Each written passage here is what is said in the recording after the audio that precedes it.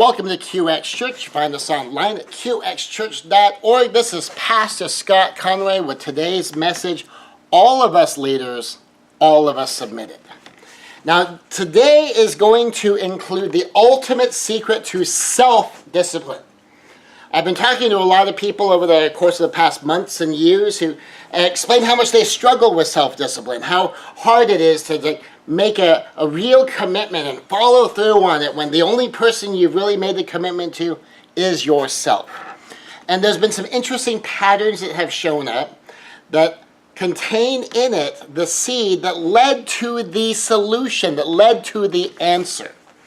And in particular, we're going to be diving into some scripture that really helps us look at this in a powerful way and arrive at some really, really cool solutions to some of our day-to-day issues.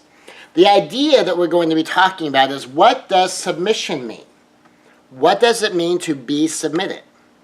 Military-style leadership is leaders giving orders, lower ranks obey those orders. When many people think of being in charge, they think of the idea that the leader gets to tell people what to do, and then others just obey. This idea is consistent with the military use of the Greek words commonly translated submission or subject to, and all the related translations. Hypnotasso, often translated submission, be subject to. The submission, hypnotasso, the Greek military use of the word is to arrange troop divisions in a military fashion under the command of a leader. Now consider that since World War II, we have not had as many people die in warfare since World War II than we had die just in World War II. Ancient warfare was deadly. Ancient warfare meant that you were probably not coming home. The number of people that would die from infections and diseases would often exceed the number of people who would actually die in battle. And the further back you go, the more problems you run into, or people would die just on the march to where the fight was. So when you would submit to military leadership back in the day, you were submitting to obedience unto death, because you were probably going to die. And that if you managed to make it home, congratulations to you, but that would almost be a surprise and a relief, because so many people died in warfare. So many people died of diseases and infections. So many people died on the marches, died of starvation, died of exposure, all of the problems that they would have, that coming home, having gotten all the way to the battle, been in the battle, survived the battle, come home in one piece, would have been a relatively surprising and relieving thing. So we're talking this kind of submission, military submission, in the ancient standards, is submission unto death. So James 4:7, submit yourselves to God. Resist the devil and he will flee from you. Well, it makes sense to have this kind of military-style submission when God is your leader. Because if you submit yourself to God to just do as you're told, God's leadership is perfect. And over the arc of history, there have been people who have been submitted to their faith unto death. People who have been burned, people who have been tortured, people who have been hung, people who have been executed, people who have been thrown to the lions for their faith. And they were faithful unto death.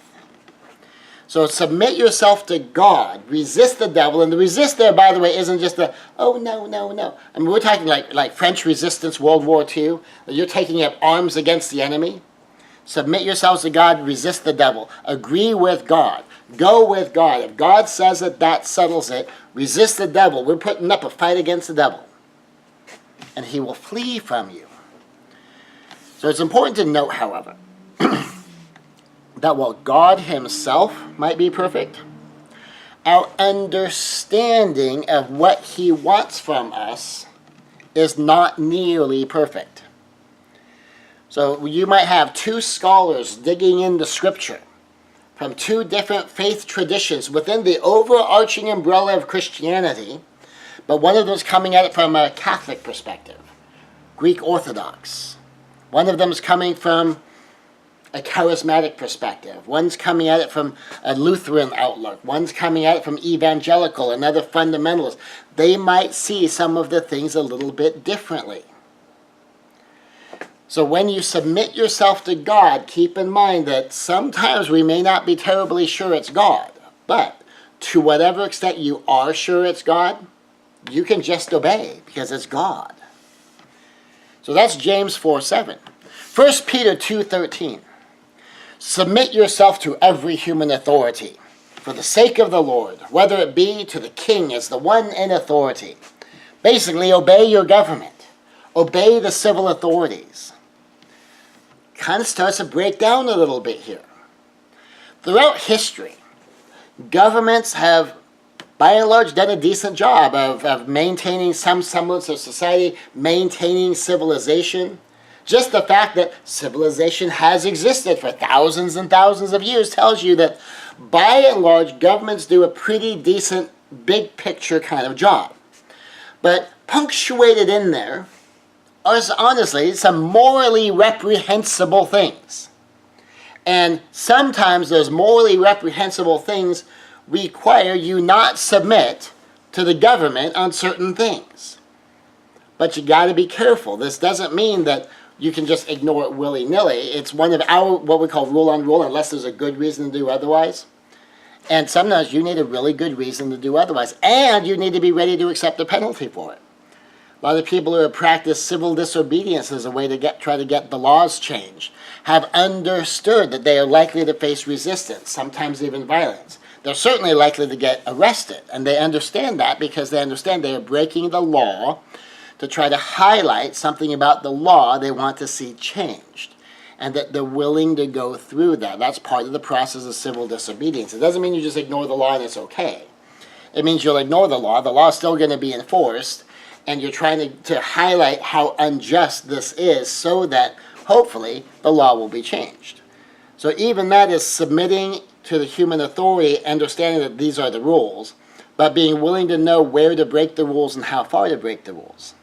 Sometimes you have missionaries will do this, where they're doing missionary work in a place where it's illegal to do missionary work. That they have chosen to not submit themselves to that human authority because they believe there's something they're doing that is a good enough reason, in this case serving Jesus Christ on the mission field and witnessing to people unto their salvation, that they believe is important enough to defy the laws of the land that they're going to. But if they get arrested, if they get caught, if they get locked up, that there will be a price to pay. So it starts to break down when you start getting into human systems.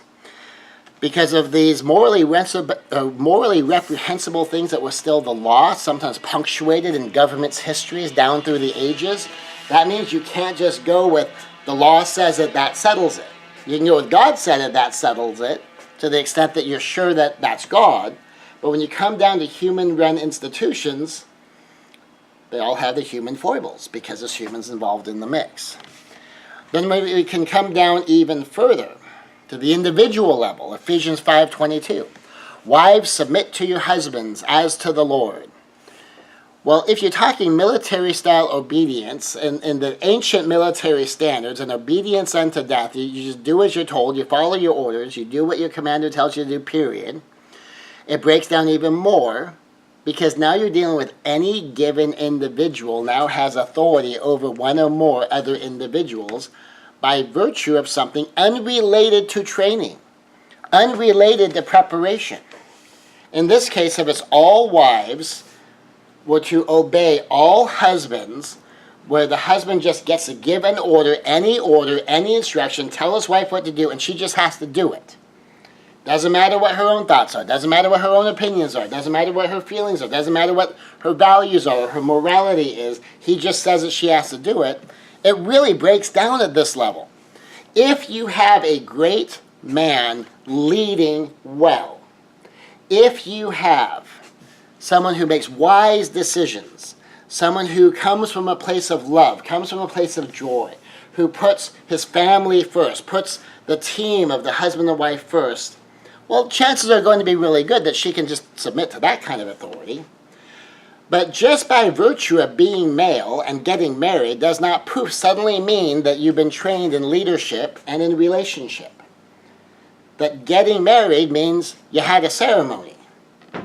The training is training. That's separate. That's a different thing. So when you come down to this level and you understand that simply by virtue of getting married, man does not automatically become a skilled, wise team leader, it means that you need to look at this. You need to decide, to what level do I submit? It can't just be anything he says goes. Because men often have no meaningful training in leadership or in relationships. 1 Peter 5:5a, you younger, submit yourself to the elders. Well, this has two probable meanings. One obvious one is if you're chronologically younger, if you're younger years old, you submit to the ones who are older years old. Well, if you're having 5-year-olds submit to 10-year-olds, there's probably going to be a 99% chance that 10-year-old is going to probably be better at making decisions than the 5-year-old. But by the time you get to 25-year-olds to 20-year-olds, 45-year-olds to 40-year-olds, 65-year-olds to 60-year-olds, that 5 years isn't really what's going to make a lot of difference. If you have a 25-year-old that has been educated, they read a book every month, and so they're reading a dozen books a year, they're listening to audio trainings, they're attending seminars, they're doing a lot of personal development work, and you compare that person to someone who might have like twice their adult experience. They might be 35 years old. They've actually been out in the adult working world twice as long, but they've never read a book. They've never read an industry magazine. They've never been to a convention in their industry. Who's likely to know more about the industry? The one who's read a dozen books on it, who's been to half a dozen of the industry events, who's getting the training, who's constantly feeding his mind and improving his skills, or the one who just shows up every day for work to collect his paycheck? Obviously, it's going to be the one who's improving. So you begin to see that, okay, so some of this begins to break down as a rule. Now, it might still be a general principle, but it does clearly begin to break down as a rule. Another potential example is that younger Christians, like new Christians who just accepted Christ, should submit to the older Christians, those who have been Christians for a while. But you could be a Christian for 5 years or 10 years and still have never read your entire Bible. I know Christians who have been Christians, what they'll say is, my whole life. But they have never once read the entire Bible cover to cover. They'll tell you it's the Word of God. They'll quote their favorite passages at you. But they haven't started in Genesis and read straight through to Revelation. They haven't had a schedule where they make sure they've looked at every single verse in that Bible and that they've read it at least one time, at least once. Then there's others who go through it every single year. And sometimes multiple times in a year, depending on what translation you're reading and how much time you're devoting to it. I've had years where I go through the entire Bible and I'm reading the whole thing out loud. I go through different translations. Right now I'm doing the Geneva Bible, and that one's a little bit tough because English was a little bit different in the 1500s than it is now. And some of the spelling rules that we take for granted now weren't quite spelling rules yet. And F's for S's and other stuff. And so just because someone's been in Christ for a while as a saved Christian doesn't necessarily mean they've been learning. Doesn't necessarily mean that they've been connecting with God every day. Doesn't necessarily mean that they've been in the Bible every day. Doesn't necessarily mean that they've been in any Bible studies, that they've taken any Bible classes, that they've done any topical studies. And that sometimes a brand new Christian might be better off with someone who maybe isn't as long in Christ, but has knowledge in Christ, has a relationship with Christ, connects with God through the Word, connects with God through prayer on a regular and ongoing basis, and then hopefully become such a person. So you younger, submit yourselves to the elders. Life experience shows us that being older or more experienced, meaning just the more time involved, does not necessarily make someone a leader. 1 Peter 5:5b. All of you be subject one to another, clothed in humility, for God resists the proud and gives grace to the humble. So if submission is, I just obey orders. Whatever you tell me to do, I'm just going to do it. How can all of you be subject one to another? because the one giving the orders and the one obeying the orders implies some kind of a hierarchy of authority. There's the order giver and there's the order obeyer. But if it's possible also to submit one to another, to be subject, me to you and you to me, then somehow this can't mean that ancient military obedience unto death thing that we're talking about, at least certainly not here. And talking about clothed with humility. There's a couple of parts of humility. One of them is to know your proper place. Another one is know the truth about yourself. And you know the truth about yourself, you know your proper place, you know what your role is on this team, in this group.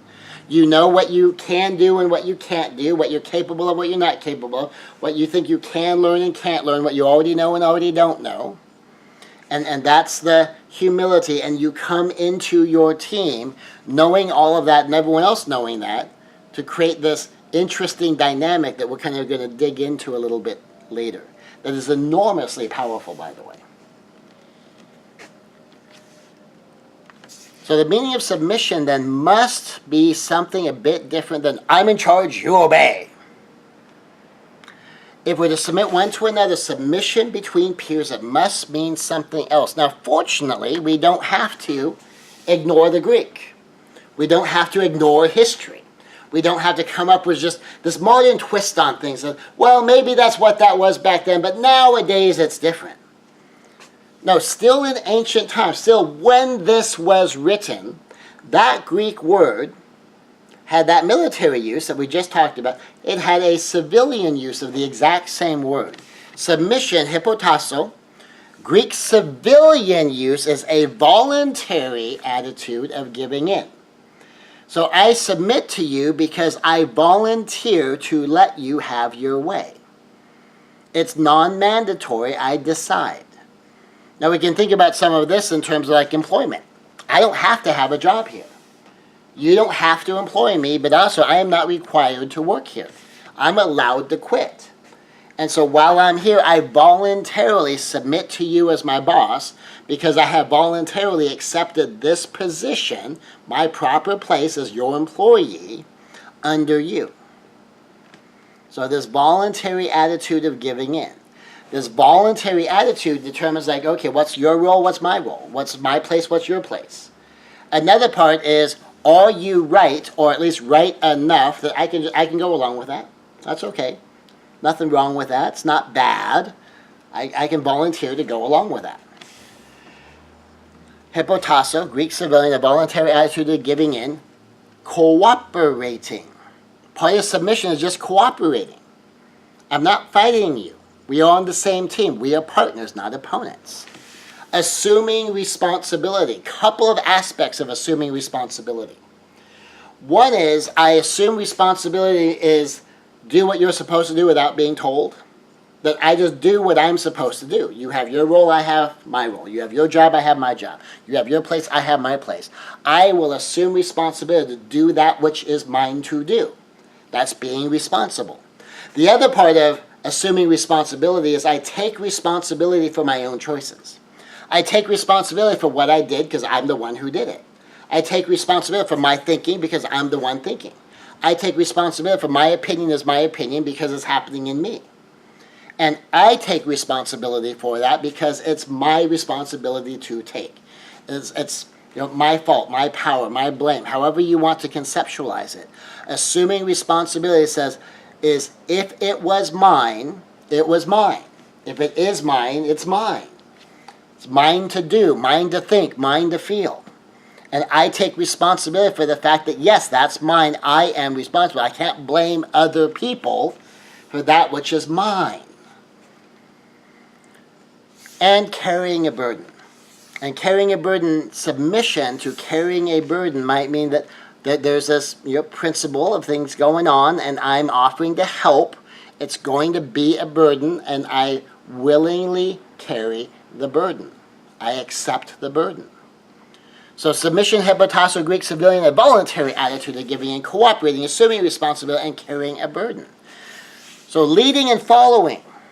When we look at leading and following in this light, leadership is influence.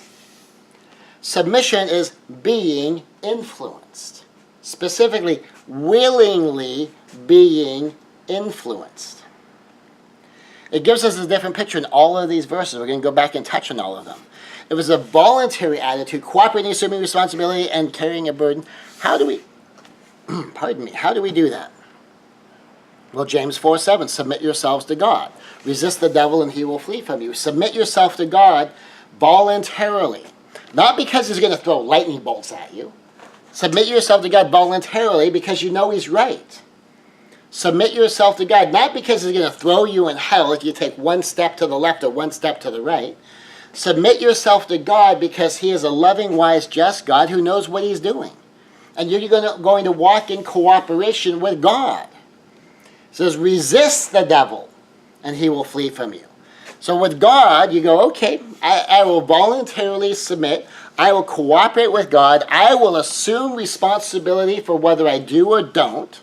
I will assume responsibility to take whatever steps I'm going to take.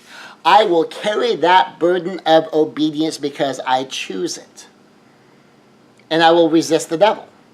And one of the things I'll talk about from time to time is you think about judgment, condemnation, saying that you are a bad human being, you're worthless. Right? Whose side is that? Somebody loves you, somebody hates you. Somebody loves you in such a way that he gave his only begotten Son so that whosoever should believe in him might not perish. Somebody loves you enough that rather than be put in a place where he has no choice but to judge you, to pay the price for you so that he could die for you rather than have to judge you. And all you have to do is just sign on for that deal. And it's a done deal. Somebody loves you that much. Which side is that? That would be God. So when you extend grace, you're agreeing with God. When you extend and or accept forgiveness, you are agreeing with God. Now when you do the you're worthless, now you're agreeing with the devil. He's the accuser. And so we have to kind of take a look at the side of which side are we agreeing with? Whose work are we doing? To whom are we voluntarily aligning ourselves, voluntarily cooperating with? With whom are we choosing to carry the burden? The burden of God or the burden of the devil? To help them out. Who are you helping out? So James 4:7, submit yourself to God. Voluntarily, it's a choice. Which also means if you have a call from God on your life, God's not going to destroy your life if you don't obey. But he asks you to cooperate with him. So when I believe God called me to do a work, I stepped up and I did the work. I didn't have to, other than God called me. But it's not like God's going to, afflict me with leprosy if I don't. He gives me an assignment and I say, yes, sir. And I just go do the assignment because I'm submitted to God. And so that's how that works. And when I got a call to another work, and I'm still doing both of them, at one point, the call was lifted. But then the question that remains, do you choose to continue without having a God that says, this is your assignment? And I chose to continue. That's me. I stand before God with that. Number 2, 1 Peter chapter 2, verse 13, submit yourselves to every human authority for the sake of the Lord, whether it be the king is the one in authority. So think about it, voluntary attitude, cooperating, assuming responsibility, carrying the burden. So long as the law is not bad, so long as the law is not morally wrong, morally reprehensible, so there's not a good reason why the law must be defied, you follow the law. You follow the rules. And even within the system itself, there's room for a little bit of fuzziness. So if the speed limit is posted at 55 and you're going 57, the cops probably aren't going to give you a ticket over 2 miles per hour. There's a little bit of flexibility in there. But if you're going 80, expect to be pulled over. And so in some places of the law, they'll let you be a little bit fuzzy with a few things. It says, okay, here's the line, and some lines are flexible. Some lines are flat out hard lines, period. Boom, that's it. Don't cross the line, period. And the more you have an understanding about kind of what these are and what the purposes are, you can exercise a little bit of a judgment as to how strictly you're going to adhere to the rules. Sometimes the rules will have double binds. We had a homeowner not too far from here. At one time, he had an order from one government department that ordered him to clear the brush to a certain number of yards from his fence line as a fire break.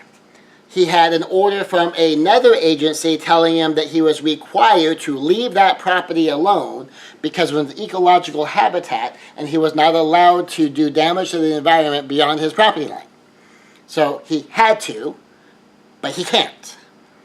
And so that's a little crazy making, and eventually the agencies had to figure out, okay, you're saying he has to, you're saying he can't. You guys need to figure it out. Because if I do, they'll be happy and you're going to come arrest me, and if I don't, you're going to be happy, but they're going to come arrest me. I need to know what it is you want me to do. And so sometimes, like trying to submit to human authority, you can run into this kind of thing. And related to this, submitting to your bosses.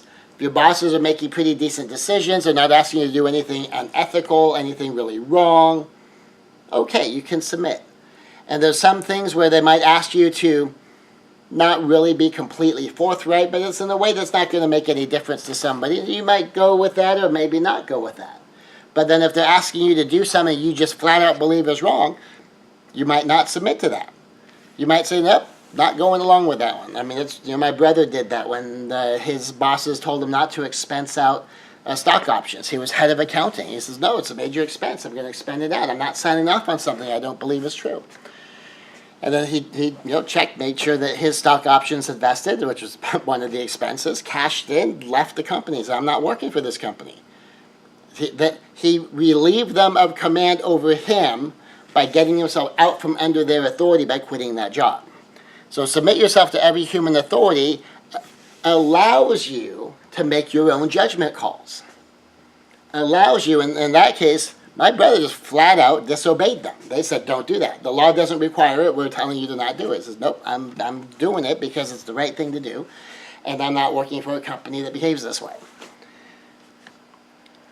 Ephesians 5:22, wives, submit to your husbands as to the Lord. So now we look back at this thing, a voluntary attitude of giving in, cooperating, assuming responsibility, and carrying a burden.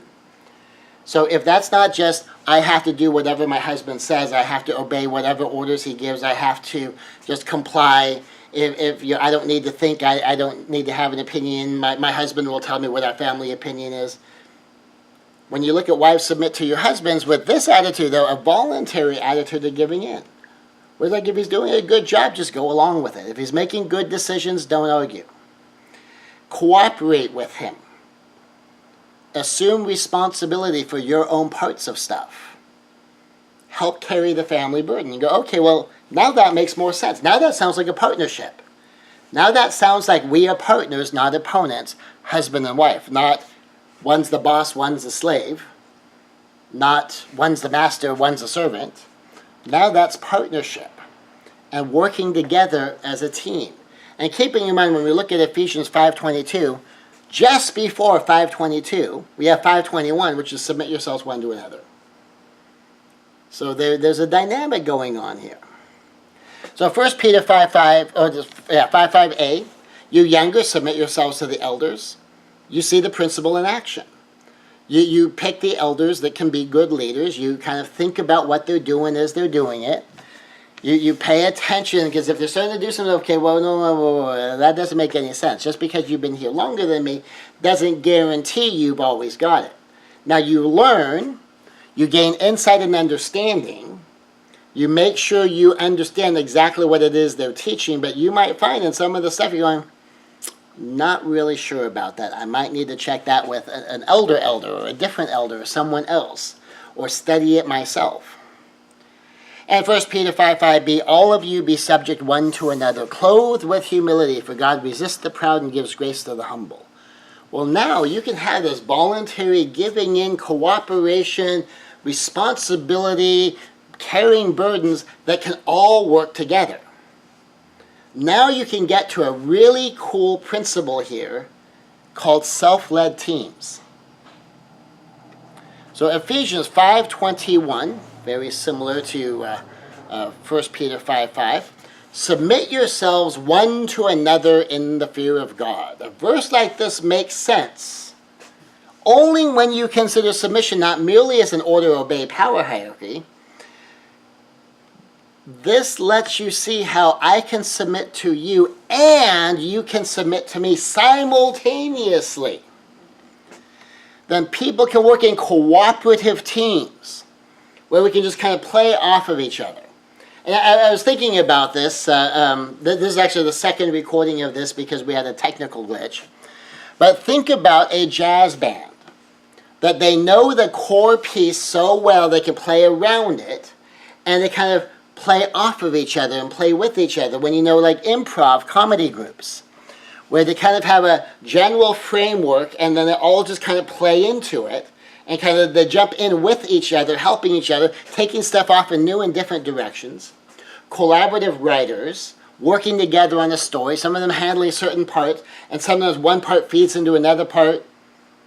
And you get this kind of thing in a lot of art forms that are collaborative works. You also get this in any kind of team where someone calls an audible. That they're making a call in the middle of a thing that is different than the original plan. And as they make the call, you kind of go in a different direction. Someone else might play off of that. Say, oh, wait, no, he's going that way. Okay, here's a gap. I got to go over here. When you get to higher level Gurdjieff and Kempo and you get to team fighting principles, you do some of that. The junior person in the fight, or the less skilled fighter, actually fights their normal fight. And the more skilled team fighter, because this isn't people training to fight together with one another against someone else. This is learning how to fill in gaps, how to step into a fight to help this person win without getting in their way. Like if they're going low, you go high. If they're going high, you go low. If they're going left, you go right. And that you're playing off of your team member without specifically strategizing with them because you know how the team should work. So you don't need the less experienced person to be able to do that, to fill that in. And that's a fairly unique skill. But it's part of submit yourself one to another. You can start to do things like this when you get this kind of peerage where I can play off of you. Where in that case, the more experienced person is letting the less experienced person take the lead because the more experienced person can fill in the gaps better. And so you get these things where like it looks like who's in front is actually backwards. But it's because who's backing them up is the one who can fill in anywhere the leadership is needed. So submit yourself one to another. When you look at some of the stuff, it goes, whoa, so you can have cooperative teams focused on getting things done. Each in submission and in leadership simultaneously. Now I'm going to say that again. Each in submission and leadership together at the same time. Simultaneous leadership submission for everybody at the same time. And who is in the lead at any given moment might shift from moment to moment. Who has the idea? Who has the expertise? Who knows what to do right here, right now? Let's follow that person. And we get to the next thing where now who knows what to do shifts. Now the next person's in lead. Think about it as a commando unit. If you've got a bridge you need to blow up and you're at the bridge, are you going to obey the highest ranked person? Or are you going to, at that point, the team will be listening to the one who actually knows how to blow up the bridge?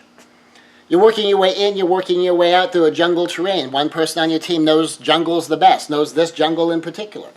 Are you going to say, well, I can't follow you, you're not the highest ranked person here? Or do you follow the person with the expertise? And if those are two different people, one person's in the lead and then it shifts, and it shifts back. And things change back and forth. And when you have a group of leaders, especially elite people who are self-led people, each following one another based upon expertise, experience, know-how, the right ideas, a concept, a decision that's a good decision, a solution to a problem, trouble being shot. And you just kind of keep getting on board one with another to get the thing done. You have self-led teams of self-led individuals. I'm going to say that again. That's important to catch. The team is self-led. The team doesn't need a single commander telling them to do every step. It's most obvious when you think about a leader who micromanages. If any of us have ever worked with someone who micromanages, that means you don't need to have a brain. He's going to tell you every choice to make, every step to take. He's going to look at every single step and want it all exactly his way. That's a micromanager. Should a team of competent individuals need a micromanager? You shouldn't need that, right? So you have a team of competent individuals. The team should be able to function without moment by moment, action by action, word by word leadership. The team can lead within itself. Now, sometimes the leader will just set the direction.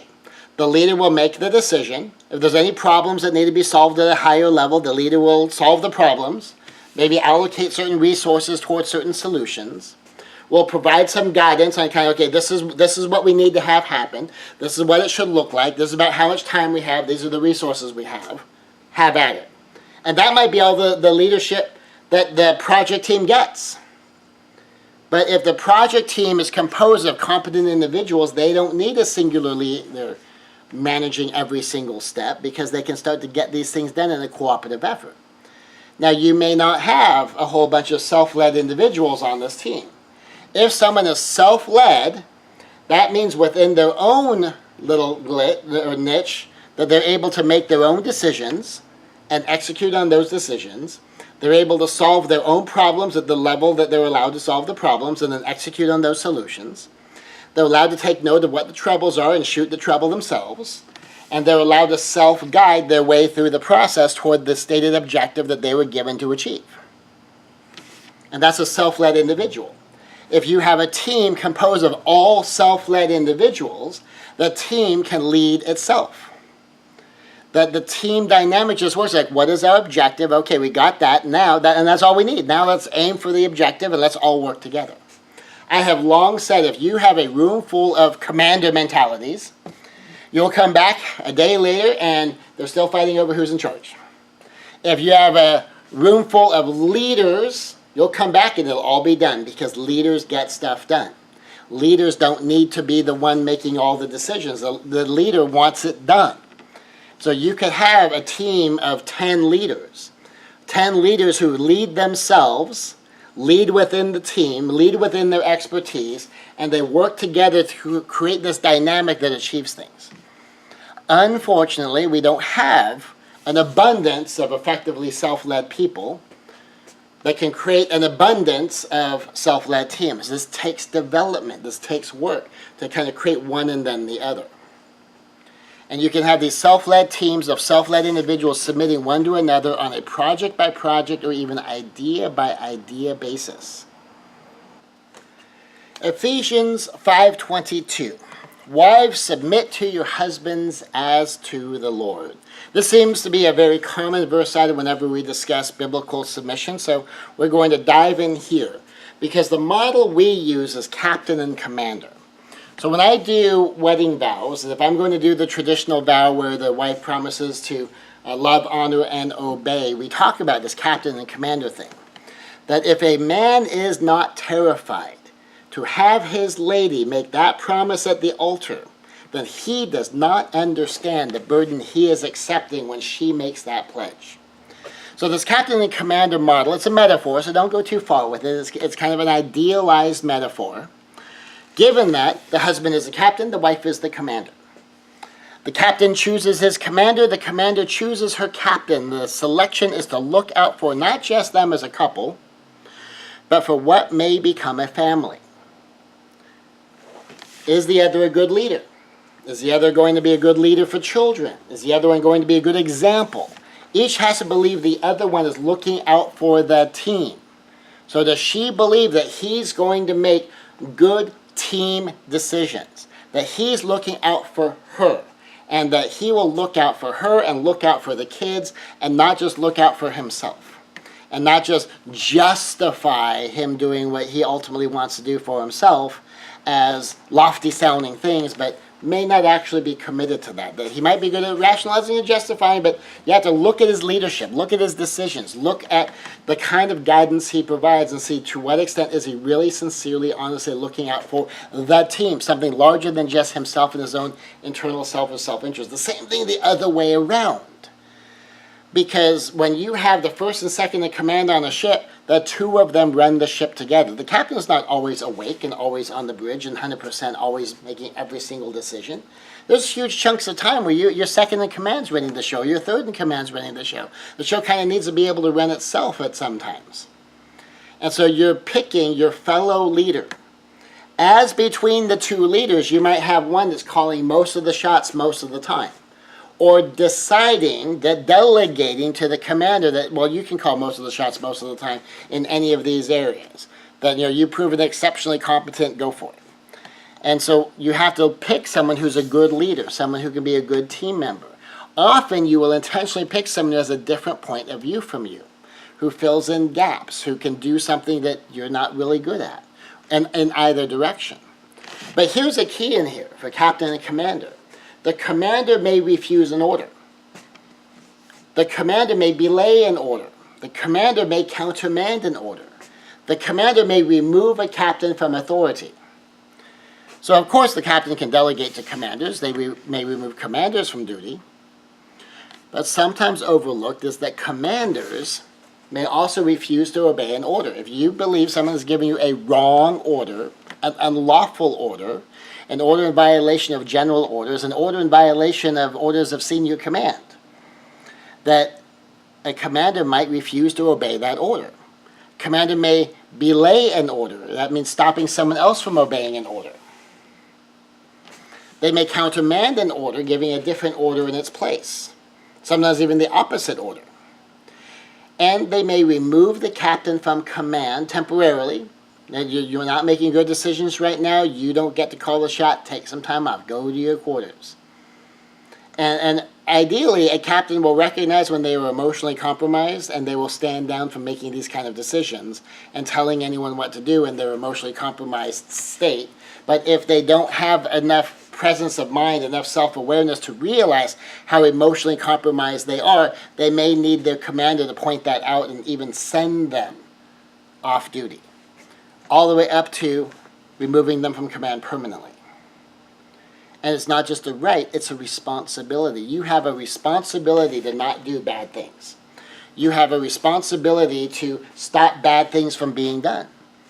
And in that, even if your senior officer is the one giving the orders, you might be obligated to disobey. So when we're talking about this idea of captain and commander, wives submit to your husbands, even if you're walking in that place of submission, that doesn't mean you have no judgment to make on your own. It means you do still have judgment to make. Which means if you're the one in lead, and you understand if you've chosen your competent fellow leaders, that part of their job is to watch your leadership, to watch your decisions, and decide if they can follow your decisions. Are they good enough that they can go along with them? Are they good decisions that don't need to be belayed? Now, sometimes they just need to be held off because you're missing information. And a good commander will take in the new information and make possibly a new decision, maybe not make a new decision. A commander is not going to say, it's like, oh, well, why did you tell me that in the first place? They're just going to take the new information and make a better decision. And sometimes they will be opposed by the people under their command. And so in the model, basically, your wife is not expected to just go along with whatever you say because you said it. If your wife thinks you're wrong, she can say you're wrong. And say, I'm not doing that. No. Why? I think it's wrong. It violates my values. It's not who we are. It's not who I believe that this family is. It's not what we stand for. It's not what we represent. No, I'm not doing that. I'm not being a part of that. And if it's bad enough, you can say, and neither are you. At least not with me. Now remember how I had mentioned the idea of being removed from command? Well, how did my brother remove his bosses from command over him? He quit his job. How might a wife remove her husband from command over her? Well, one is just, it's like, you know what? We are not following your lead anymore. We're taking care of the household without your input. All the way up to getting a divorce. I mean, that's ultimately a way to remove a spouse from command in the family unit, is to no longer have them running, their half of the show, right? So when it comes to leadership and submission, here's another part of the metaphor. Captains model submission by how they submit to their admirals and more. Another part of the metaphor is to consider a captain is also under authority, a model of submission for his officers and for his crew by how he follows those in authority over him. The real world parallel is basically that all of us are leaders and all of us are submitted to leadership. As leaders, as a leader, I demonstrate my principles about leadership and submission to leadership by how I behave with and toward authorities in their lives. Then those who submit to our leadership can look at our example to understand reasonable expectations. To boil it down much more directly and personally, I offer what I ask. And so if I'm asking for a certain level of leadership, or a certain level of submission to my leadership, either way, I will offer what I ask for. And I ask what I offer. There's a parallel here. If you want to know what I would like from someone submitted to my authority, just look at how I behave when I'm under authority. So for example, when I went out from under my church to do a different kind of ministry that could not be part of that church ministry because there were going to be enough disagreements that it shouldn't be a version of that church, I stayed engaged with them in the discussions. Now, they weren't doing what they had previously declared they thought leaders should do, which was terribly ironic because people were watching this. For years, that church had come out from under a denomination and had no support from the denomination because they were doing something different than the denomination. And there was always this talk about, they should have supported us, they should have been supportive of our leader. Our leader was one of their people and trained in their seminaries, and even though he's doing something different, they should have supported the work of God. Well, then, I'm stepping out from under their leadership and I'm doing something different than them. Rather than do what they had told people for years the other people should have done for them, they did what was done to them instead of doing what they said should have been done. Well, I should be offering what I ask and asking what I offer. So I stayed engaged with them, and when I was asked, why are you talking to them? They're not even listening. They're asking you questions already in the thing. All you're doing is you're cutting and pasting the same answer to them. And so because someday someone may go out from under my authority, and I will disagree with them on some things. And I want to behave the way I want them to behave, so that what I did can be an example to someone in my position now, future, when I'm in the other side. I offer what I ask what I offer. I submitted the way I wanted to be submitted to. I stayed engaged on my way out, the way I want someone submitted to me to stay engaged on their way out doing their own thing. And that's actually happening now. That I have a gentleman who I am training to be possibly a pastor. He told me he thinks God might be calling him to a pastor-like role. So there's some qualifiers in there. So, well, let's explore that. Let's kind of aim in the pastor-like direction, and let's take a look. Well, we've talked. He wants to do some things different enough from me that ultimately his ministry can't be under my ministry. It can't be a QX church. It's going to have to be its own thing. And how well do I handle someone stepping out to do their own thing? How well do I listen? How well do I support? How well do I help them explore the key issues that will make up the fundamental differences? I offer what I ask what I offer. So, I ask from those submitted to my leadership to do their own version of what my example sets as the standard. I've been on that side. This is what I did. I expect you to do your version of that. Meanwhile, this is what the leadership did. I'm not going to do that because I didn't think that was appropriate. I am going to do what I believe they should have done.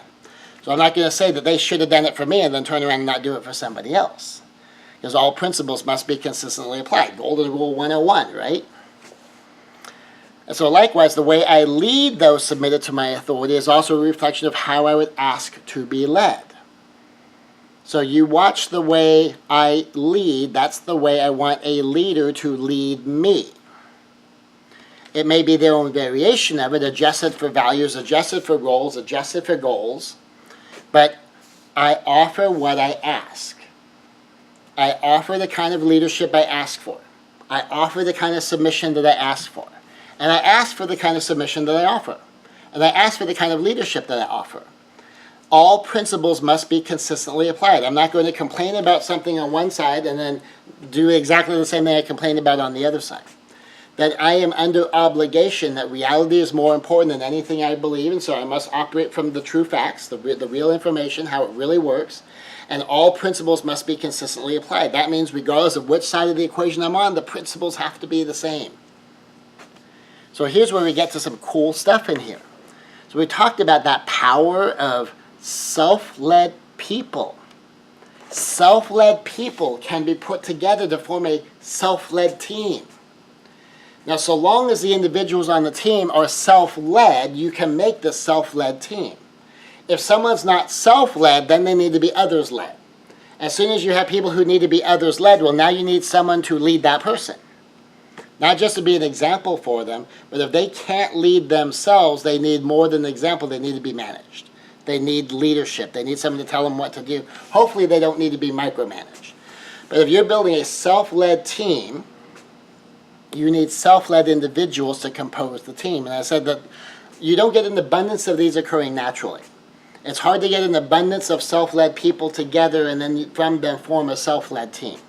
But if you can, what a powerful thing that is. So on self-discipline, I mentioned all the way at the beginning this concept of self-discipline. I've been talking to a lot of people that have been struggling with their self-discipline. Self-discipline is self-leadership plus self-submission. So all of the stuff we're talking about leadership and submission, I offer what I ask what I offer, that's to myself too. I lead me the way I would want someone else to lead me. I submit to me the way I would want someone else to submit to me. I submit to others the same way I would submit to myself, or do submit to myself. I lead others the same way I lead myself. So whether I'm doing it or asking for it, I do it for me. I lead me. I submit to me. Self-leadership plus self-submission equals self-discipline. Self-discipline is the ability to control our own behavior. If I lead myself as I lead others, well, that means I have decisions to make. I have problems to solve. I have guidance to offer. If I submit to myself the same way I submit to authorities, that means I have a responsibility to fulfill whatever my roles are. I have actions to take to achieve the goals that have been set for me. And I have a measure of obedience to whatever guidance is offered. Combined, that gives me self-discipline as I am both the leader and submitted to myself. So if we lack self-discipline, chances are it's in one, the other, or both of these areas. Maybe I'm not leading. Maybe I'm not making decisions. I'm not being a good decider. Maybe I'm not solving problems. I might be a good complainer, but if I'm not solving the problems, I'm not leading. Like one of the fastest ways I found to assume leadership of a group is solve the group's problem. Be the one with the answer. And then make sure it's a good answer. Make sure it's a right answer.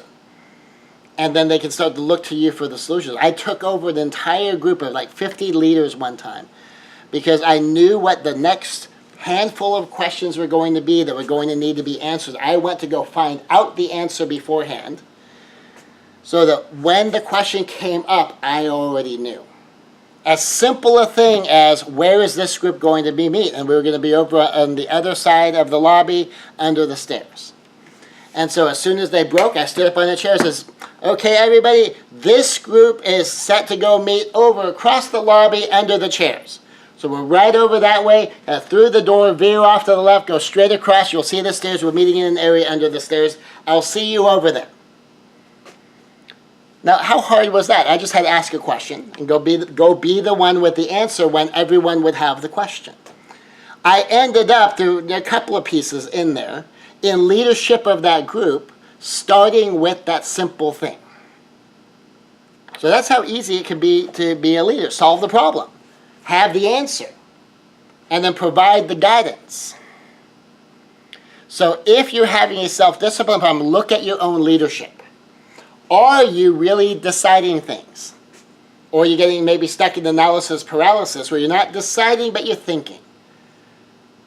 Maybe you're kind of sort of deciding but it's more wishy-washy. Well, maybe we should do this. I mean, imagine if you go into work and your boss, says, "Oh, I'm glad you're here. We're going to do some work today." So, well, what are we doing? Well, I don't really know. I mean, maybe something kind of like this, but I'm not sure yet.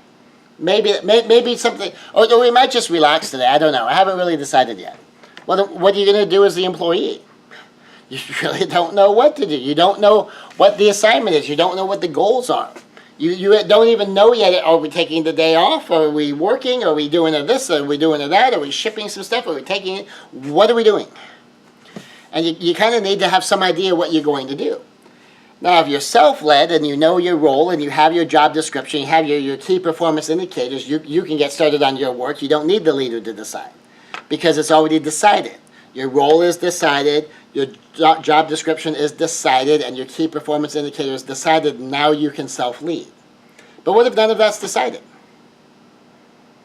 Then it's a problem. So in self-discipline, see if that's been decided. See if you've got the deciding part going on. If the deciding part is going on, then you have a good shot that you've got leadership going on. How about problem solving? Thinking through things. What are the issues involved? Can we solve the problems? What resources do we need? What obstacles are we going to run into and how are we going to deal with them? And do the problem solving thing, do the troubleshooting thing, handle the objections, handle the obstacles. And then provide yourself with guidance. What's it going to look like? How are you going to do this? I had my checklist with me earlier. I seem to have set it aside where I decided I needed to achieve certain goals. I figured, okay, what do I need to do that? I put together an entire checklist, and I assigned that checklist to myself. Like, here's your guidance, here's your process, here's your problem solved, here's your decision made. And then I just submit to that. I submit to the list. I submit to the tasks at hand. Because if I had a leader, here's what makes self-leadership so hard. We'll use a martial arts analogy. So as a martial arts analogy, as the instructor, if I say, do the form Guardian 1 10 times. But you don't want to do it 10 times. You think one time should be enough. And you come to me and you say, but Soke, I don't want to do it 10 times. Can I just do it one time? Would one time be enough? And I tell you, okay, one time will be enough. You only have to do it once. Well, then how many times do you have to do it now? Just the one. Why? Because the leader said one's fine. But the problem with self-leadership is that if I'm your leader and I tell you, no, you have to do it 10 times, well, then you have to go do it 10 times. But if I'm also the one who doesn't want to do it, where I say 10 times, Scott, you have to do this 10 times. And Scott comes back to me, but Scott, I don't want to do it 10 times. I did it one time and I'm tired. Can I stop now? And so the one who doesn't want to is asking the one who doesn't want to for permission to not do it. And that's where self-leadership breaks down a lot. But then here's the thing about submission. If I have a student who is submitted to me as his instructor, and I tell the student to do it 10 times, what will a submitted student do? They will have that voluntary attitude of giving in, saying, you are the instructor, I am the student. The leader said 10 times. If there's not a good reason to not do it 10 times, like if I have an injury or there's some other reason I shouldn't have to do it 10 times or it's not safe to do it 10 times, what's a submitted student going to do? They're going to go do it 10 times. They're not going to argue. They're not going to complain. They're not going to whine. They're just going to go do their job. Likewise, me with me. So if I've decided, Scott, you're going to go do this thing 10 times. If I submit to me, I don't go whining back to myself, but I don't feel like doing it 10 times. Because if I am submitted, I just go do it. That's how I get self-discipline. I submit to my own leadership, but I have to be submissive enough to just submit to the leadership. Well, I submit to my own decision. I submit to my own solutions. I submit to my own guidance. Presumably, I agree with all of it, right? I'm the one who came up with it. But I need to submit to it. And so we may have a submission issue, where maybe I'm not a good leader, and so I don't have something to submit to, but also very often, maybe I'm making good decisions. Maybe I'm making some good resolutions. Maybe I'm setting some good goals. Maybe I created a good plan, but then I'm not submitted to the goal. I'm not submitted to the plan. I'm not submitted to the process. I have these vast aspirations, but I haven't tied my actions to those aspirations and submitted to them. So if we lack self-discipline, look to your leadership, look to your submission, maybe both. And here's one of the cool keys in all of this. If I want to see how well I do with leadership, I can look outside me and say, okay, when I am in charge, what is my best leadership and my worst leadership when I'm in charge? When I am not in charge and I'm under authority, what kind of leadership do I seek from the one in authority over me? When I had one gentleman client say to his employees, like, I'm the boss, you need to do what I say, but said to his bosses, look, I'm the one on the front lines, you need to listen to me. Well, then the real principle he's using there is, I get my way. Everyone should listen to me. And the reasons he gave for it weren't really the reasons, they were just the justification to make it sound right. The rationalization to make it sound rational. So you look to your real leadership principles, you look to your real submission principles. How do you submit to the rules as they are? How do you submit to the decisions of leadership? How do you submit to the values? How do you submit to the laws? How do you submit to the principles? How do you just submit to just how it works? And if you chafe against it, it goes, oh, that might be part of my problem, is I'm chafing against my own leadership. I don't know how to submit properly. I want others to obey me, but when someone else is in charge and I don't feel like doing what they say, I'll gripe, I'll complain. I don't try to understand their side. I just gripe or complain. I do what I have to do because I have to, because I'm going to suffer a consequence. Like, well, I'm going to do the minimum so I don't get fired from my job. But I'm not trying to implement the goals of the institution within the resources that are available for me. And so I might have to look to my submission to say, okay, am I having a submission problem? Now, likewise, on the flip side, when you look inside, how are you at your own leadership? To you. And if you're good or you're bad, how well is that on the outside? And you can look at what's going on the inside. If I'm having trouble doing my own stuff, I may need to look outside and say, okay, if I'm having trouble doing my stuff, if I might be having an internal leadership thing, am I also having an external leadership thing? If I'm having an internal submission thing, am I having an external submission thing? I need to submit to me. And if I'm struggling with that, if I think that how I feel should change what I have to do, even though I'm the one who decided, which I presumably agree with, am I doing that with other people? So this idea of self-submission is powerful. How well do you submit to yourself? When you've made a decision, when you said, I'm going to do this thing, how well do you submit to your own decision, which presumably you agree with? You're the one who decided it. Presumably, you like it enough to have decided it, so can you submit to the thing that you like and you agree with? And if you can't, that's something to look at. For us to walk in humility, to know our proper place, to know the truth about ourselves, and walk in power, the power to control yourself in your proper place, knowing the truth about yourself, being a self-led person, a self-submitted person, which equals a self-disciplined person, so that you can be a self-led individual, which qualifies you to be on a self-led team. And self-led teams get stuff done. And life is transformational. So that's what we're after. And we get there, at least through the Word of God we get there, by understanding the Greek civilian use of that word to be subject to, submission, hypotasso. And we get the ultimate secret to self-discipline there. We get the ultimate secret to effective teams there. And then we can be self-disciplined because we are self-led and self-submitted. And then through that we can gather like-minded people, because you tend to attract people a lot like yourself. You become a lot like the people you spend the most time with, and form self-led teams. And then we can all be submitted one to another. We can all be in leadership one with another. And how powerfully things get done when we can do that. Self-leadership plus self-submission equals self-discipline.